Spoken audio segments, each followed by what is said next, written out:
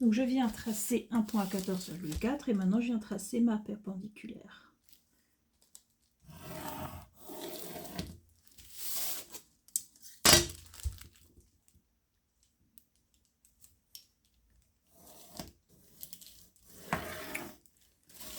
Voilà.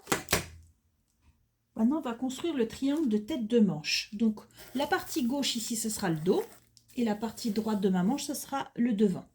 Donc, pour avoir la distance ici que je dois mettre pour placer mon repère, pour tracer mon triangle, il faut que je calcule 3/4 de ma longueur d'emmanchure de dos. Donc, moi, ma longueur d'emmanchure de dos était de 24,5. Donc, je fais 24,5 divisé par 4 fois 3. Ça me fait 18,4. J'arrondis. Hein.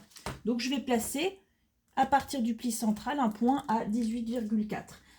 À noter que cette construction de manche-là, ça fonctionne pour des bras qui sont assez fins. Si vous avez un bras qui est un peu plus galbé ou une personne qui est très musclée, il faudra utiliser la deuxième méthode de construction que je vous ai mis dans le syllabus. Hein. Donc, on a dit 18,4. Hop, pour le dos.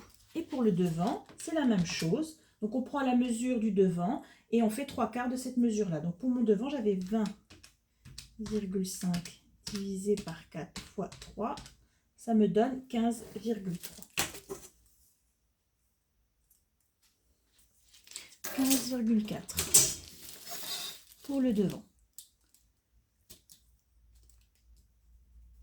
Voilà. Donc, je vais maintenant relier ces points-là jusqu'au sommet.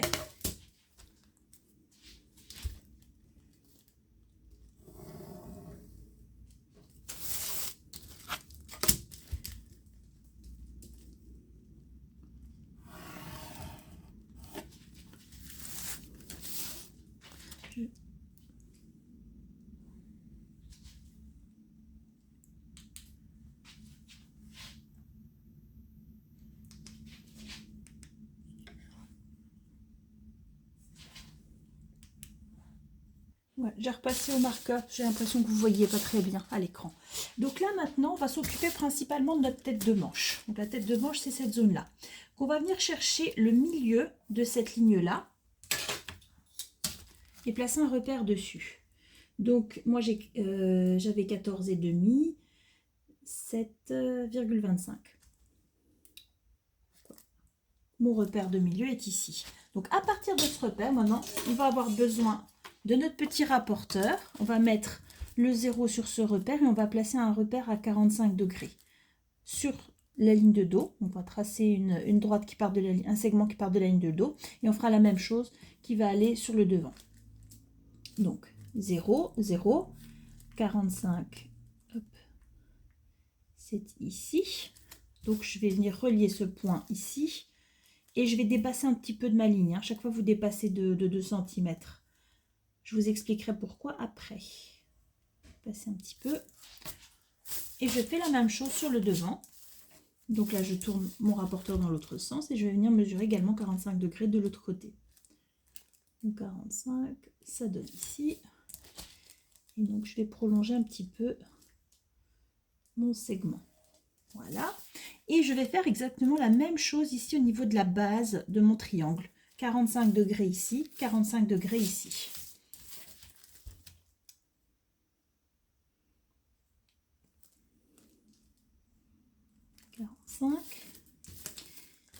Et là,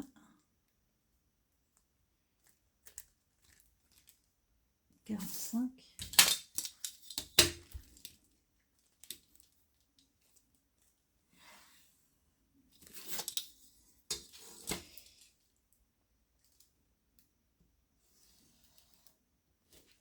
Une fois que nous avons toutes ces lignes, on va tracer encore une troisième ligne qui va venir diviser cette partie-là en deux et cette partie-là en deux.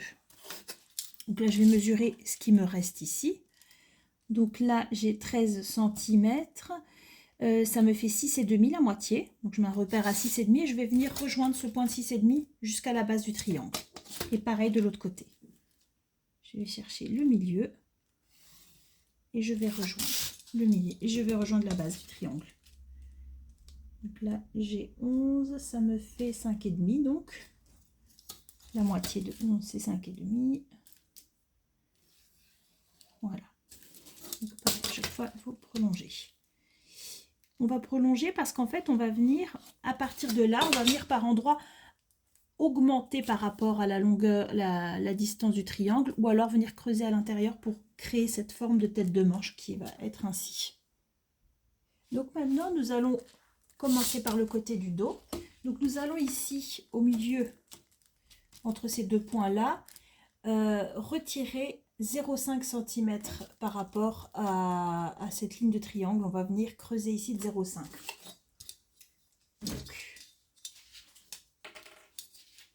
Peut-être prendre une autre couleur pour faire ça. Donc là, j'ai un petit repère à 0,5. Donc je vais venir ensuite retracer ici. Donc pour cette partie-là, je vous conseille d'utiliser le petit perroquet. Voilà. Ici, on va venir augmenter de 1,5 et ici de 2. Donc plus 1,5 et ici plus 2. De l'autre côté, au niveau du devant, on va augmenter ici de 1,8.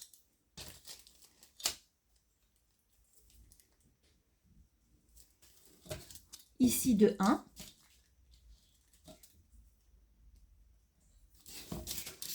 Et là, entre ce point et le suivant, on va réduire de 0,8. Donc, plus ou moins au milieu, comme ça. 0,8. Et donc là, maintenant, on va venir tracer notre tête de manche avec notre perroquet. Donc, on va essayer d'avoir une platitude sur le haut. Donc, vous voyez, on va venir essayer de tracer une platitude ici. Et ensuite, de relier un maximum de ces points ensemble en faisant basculer le perroquet. Donc là, je ne pourrais pas les avoir tous en une seule fois. Donc, je fais ça. Et après, je fais pivoter un petit peu mon perroquet pour venir récupérer cette ligne que j'avais commencé à tracer là. Voilà. Et on fait pareil de l'autre côté. Essaye d'avoir au moins 2 à 3 points en même temps.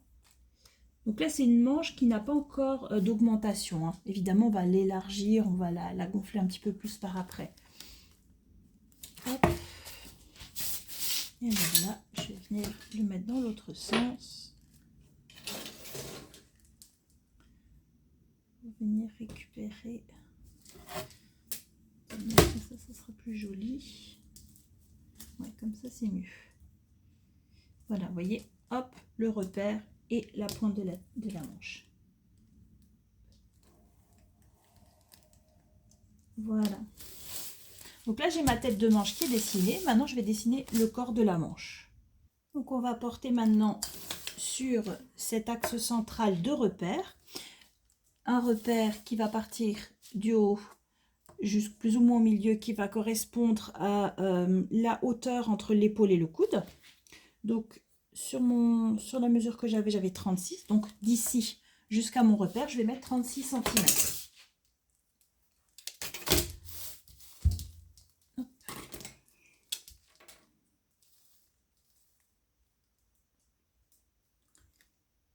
Et à partir de ce repère, je trace une perpendiculaire. Perpendiculaire à mon cadre. Hop.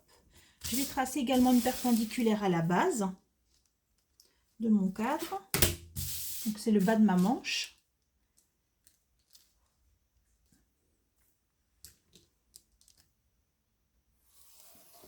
Et donc sur cette ligne-là, je vais, au niveau du bas, je vais venir placer ma largeur de poignet.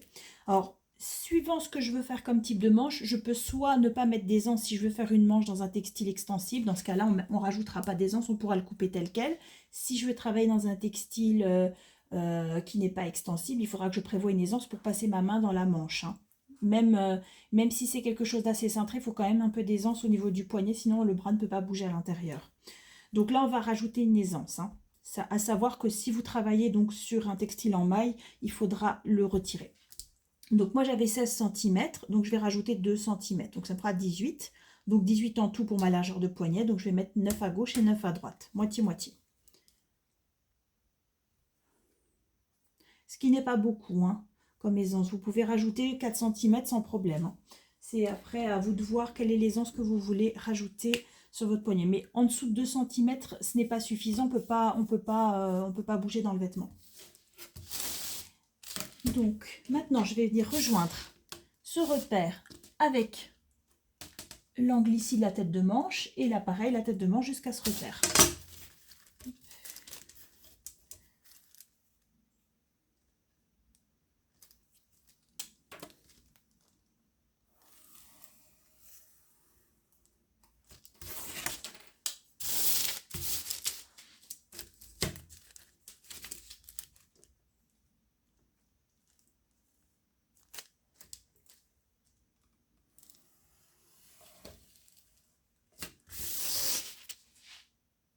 Maintenant, on va réaliser ce qu'on appelle une pince tailleur, à savoir que dans la majorité des cas, on ne va pas la placer.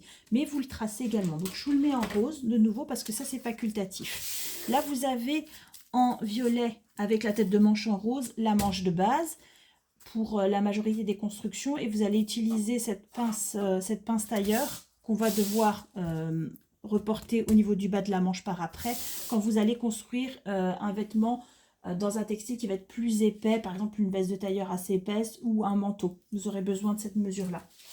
Donc ce sont des valeurs standards ici. Donc là, on va avoir une longueur de 7 cm à partir donc de la ligne dessous bras dos. Donc 7 cm de longueur et 3 cm de valeur de pince. Donc ça fera moitié-moitié. Donc 1,5 au-dessus, 1,5 en dessous. Donc 7.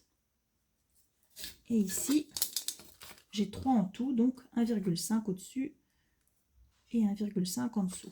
Et je viens relier donc ma pince. Voilà. Je dépasse un petit peu, vous allez voir pourquoi après. Parce qu'on va venir créer un arrondi ici. Donc puisque j'ai ici retiré 3 cm, il faut que je les reporte en bas de mon patron. C'est chose que je vais faire tout de suite.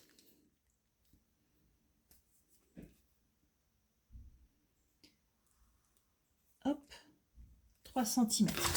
Et donc là, maintenant, je vais devoir créer un arrondi ici avec mon perroquet pour venir relier ce point-là avec l'autre point, en essayant de faire une platitude qui arrive assez proche du pli central.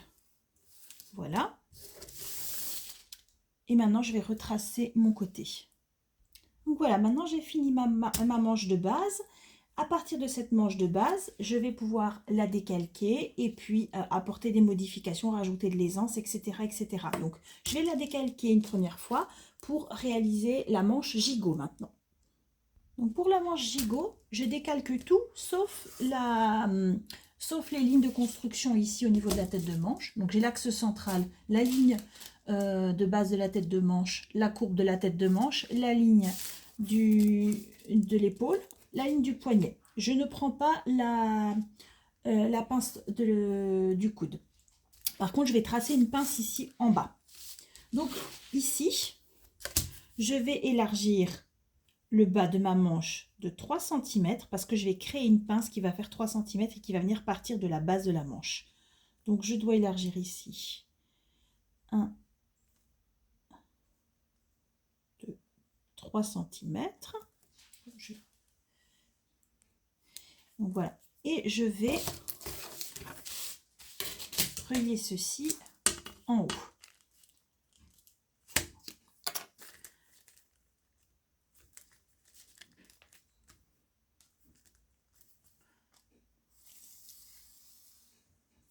Ensuite, je vais venir chercher le milieu et je vais venir tracer une pince qui fera 3 cm de large. Donc là, j'ai 12. Donc le milieu, ça va être 6. Et j'ai 3 cm en tout, donc 1,5 à gauche et 1,5 à droite. Et donc, je vais relier ça avec ma ligne de coude.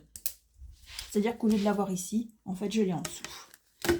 Je trace une perpendiculaire par rapport à mon repère central de pince. Voilà.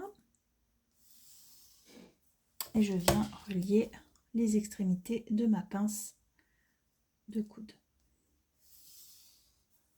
Hop. Voilà. Et maintenant, on va commencer à tracer les lignes de découpe. Alors, le principe, c'est le même. On va venir tracer des lignes de découpe un peu partout. Pour la manche gigot, l'idée, c'est qu'on va être centré sur tout le bas de la manche. On va être près du corps. Et tout le haut va être gonflé ici. On va avoir des lignes de fronce ici au niveau de l'épaule. Ou on peut faire des plis aussi. On peut la coudre soit en faisant des plis, soit en faisant des fronces, au choix. Donc, la première chose à faire maintenant pour travailler sur nos lignes de découpe, ça va être de travailler sur la découpe horizontale, donc qui va séparer la partie qui va être augmentée de la partie qui va être cintrée. Donc je vais changer de couleur, comme ça vous voyez bien. Donc ça, c'est la construction de base. Et maintenant, on va faire la transformation avec les lignes de découpe. Donc je vais vous faire ça en vert. Donc, la ligne qui va séparer le haut et le bas va être à 10 cm à partir de la base de la tête de manche. Donc je vais venir mettre un repère à 10 cm. Ici, et je trace donc une perpendiculaire qui passe par ce point-là. Hop, donc ça c'est ma séparation.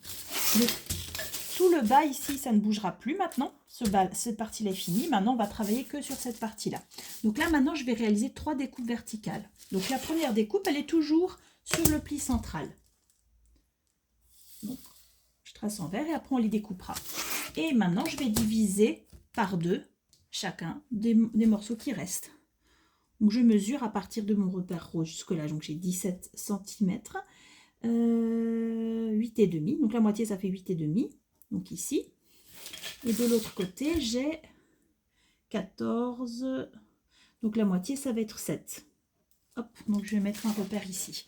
Je trace une perpendiculaire à chaque fois et ensuite je vais venir découper tout ça.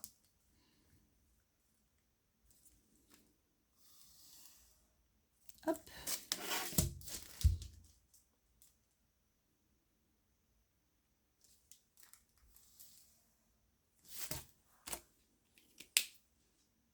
Donc je vais maintenant découper sur ces lignes vertes, donc d'abord la ligne horizontale et ensuite les 3 lignes de découpe verticales. Et je vais écarter toute cette partie-là.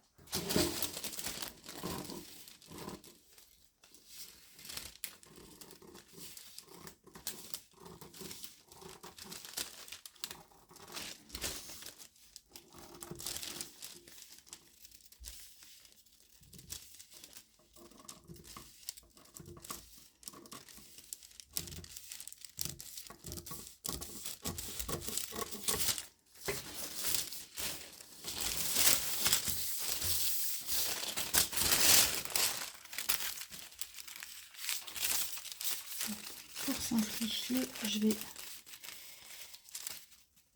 dégarnir un petit peu le papier. Je coupe pas sur le tracé, je coupe à côté exprès pour que vous puissiez bien voir le tracé. Hein. Juste comme ça, j'économise un peu de papier.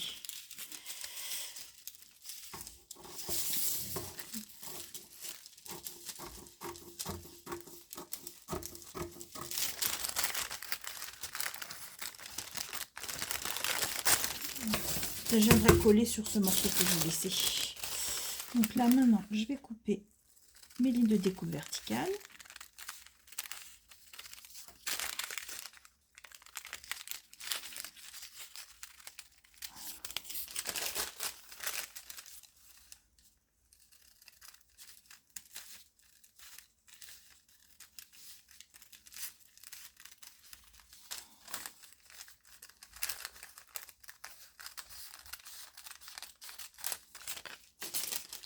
Et le troisième.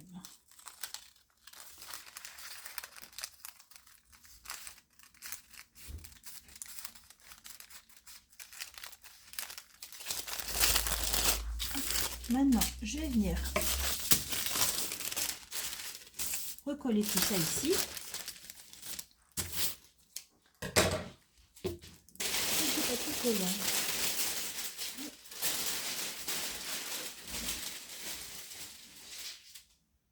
Donc maintenant, la première chose que je vais faire avant de recoller quoi que ce soit, donc j'ai juste ajouté un bout de papier en dessous de la structure du bas de la manche. Je vais prolonger donc mon axe central pour pouvoir avoir un axe de symétrie pour écarter de manière identique des deux côtés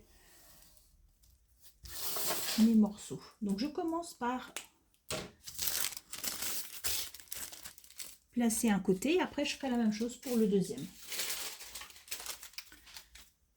Donc l'idée c'est que à chaque fois ça vienne toucher les coins, donc ici l'extrémité au niveau de la tête de manche, enfin de la ligne de découpe. Je vais venir rejoindre ces deux lignes roses ici et là je vais venir rejoindre la base des deux lignes de découpe comme ceci. Et je vais pas voir, j'ai mon papier pas assez grand, il faudra que je rajoute un petit bout de papier au dessus. Voilà, ça me paraît bien. Donc je peux le faire plus grand, hein. Si je veux je peux exagérer encore davantage. Hop.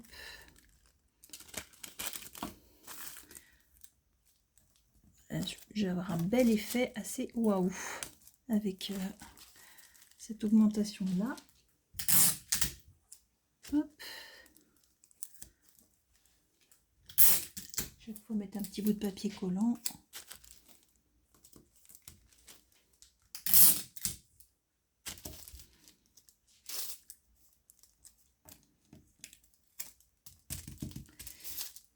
Là.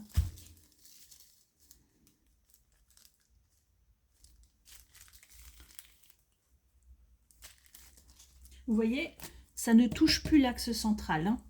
On viendra relier en dessus, au-dessus. Mais ça se touche ici au niveau de la base.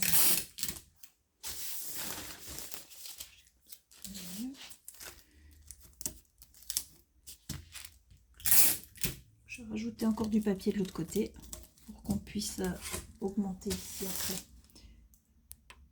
Donc voilà, j'ai rajouté du papier et maintenant je vais mettre ça de manière symétrique de l'autre côté. Il va falloir que je vienne mesurer ici quelle est la hauteur, la distance et que je reproduise la même chose avec le deuxième petit morceau. Les morceaux qui restent. Reproduire les mêmes angles. Donc je vais mesurer ici l'angle et je vais faire le même angle de l'autre côté. Donc ici, en partant de 0 là, j'ai un angle de 148 degrés. Donc il faut que je fasse un angle de 148 degrés de l'autre côté aussi.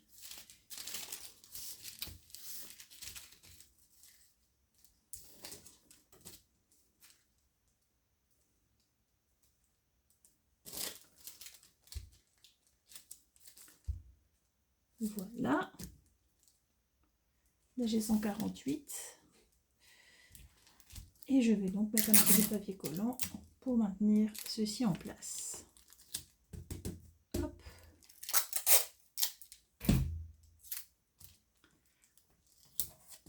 Petite astuce, mettez le papier collant à l'intérieur parce qu'on va devoir retracer à l'extérieur. Donc mettez pas vers le haut. Et donc là je vais faire pareil ici. Je vais joindre et je vais faire en sorte que ce coin-là arrive à la même hauteur que celui-ci. Une petite astuce pour ça. Je vais venir tracer une perpendiculaire, comme ça, ça sera plus facile. Et donc je vais faire en sorte d'arriver que ce coin-là arrive à la hauteur de cette perpendiculaire, tandis que l'autre coin, il arrive à la hauteur du coin de ce petit morceau-là. Comme ça, je sais que j'ai respecté ma forme.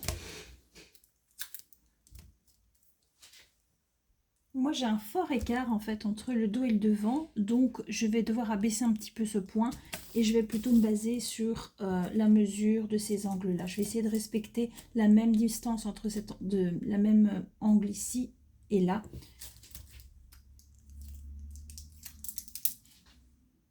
Voilà, donc une fois que j'ai tous mes angles tracés, que j'ai repositionné tous mes papiers, je vais prolonger encore ma ligne d'axe centrale. Voilà, donc je vais venir relier ici, chercher le milieu entre ces deux extrémités là, et à partir de ce point là je vais augmenter de 3 cm. 1, 2, 3 cm. Et je vais créer une platitude au niveau de cette ligne-là, de ce petit repère-là. Et après, je vais venir englober tout ça dans mon tracé. Donc, je ne tiens pas forcément compte de cela. Ce qui compte, ça va être vraiment ici et là. Les morceaux qu'on a utilisés ici, ça sert surtout à placer ce petit repère-là qui nous permet d'augmenter de la bonne hauteur. Mais après, on ne les utilise plus. Donc là, maintenant, je vais venir chercher à construire. C'est tellement grand. Et je vais le tracer en plusieurs fois. Je ne vais pas le faire en une fois, je ne vais pas y arriver. Donc, hop. Et ensuite, on le retourne pour faire notre platitude ici. Voilà, j'arrive à récupérer ma platitude. Oups, je suis allée trop loin. Et on fait pareil de l'autre côté. Là, je vais voir si j'arrive. Non, là aussi.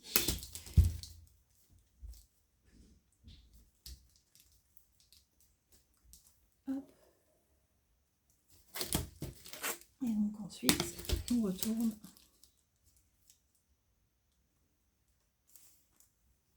Et on vient récupérer le tracé comme ça. Alors, sur les côtés ici, on a une indentation. Évidemment, on ne va pas la laisser, on va devoir la corriger. Donc, on va prendre le perroquet dans ce sens-là. Et on va venir retracer ici un arrondi entre l'emmanchure et la ligne de coude.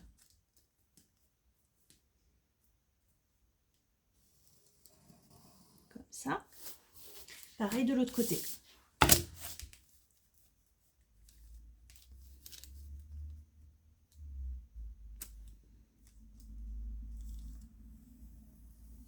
Voilà. Et donc là, vous avez votre manche gigot qui est prête à être cousue.